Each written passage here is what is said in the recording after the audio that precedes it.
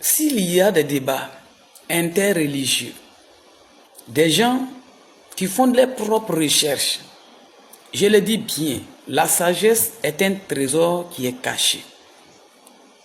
Donc, pour avoir ce trésor, il faut accepter l'évangile. Quand tu vas accepter le Seigneur Jésus, il y a quelqu'un qui va te livrer la sagesse de Dieu. Et c'est ce monsieur, on appelle le Saint-Esprit.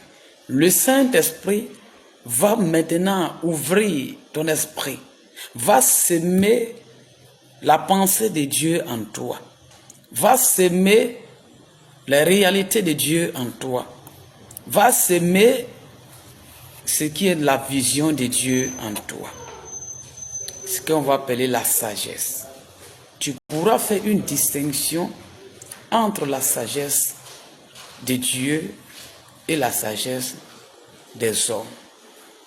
C'est pourquoi la sagesse de Dieu ne fait pas de bruit.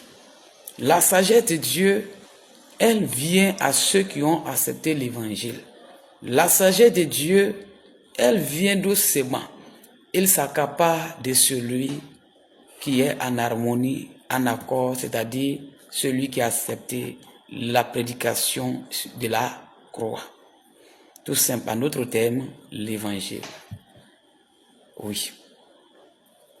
C'est pourquoi la sagesse des hommes, comme c'est accompagné de l'expérience, eux, ils ont acquis la connaissance. Et en même temps, ils mettent ça en expérience, ils essaient d'expérimenter.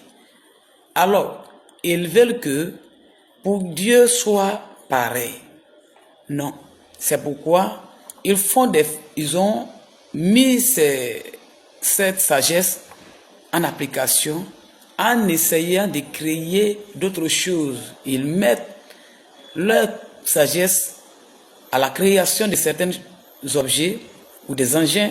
Aujourd'hui, ce que je parlais tout dernièrement, ils ont créé eux-mêmes des femmes.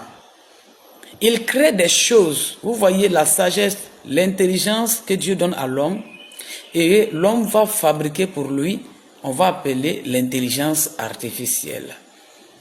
Et c'est là vous voyez que la sagesse de l'homme va conduire l'homme dans les erreurs, va conduire l'homme à la perdition.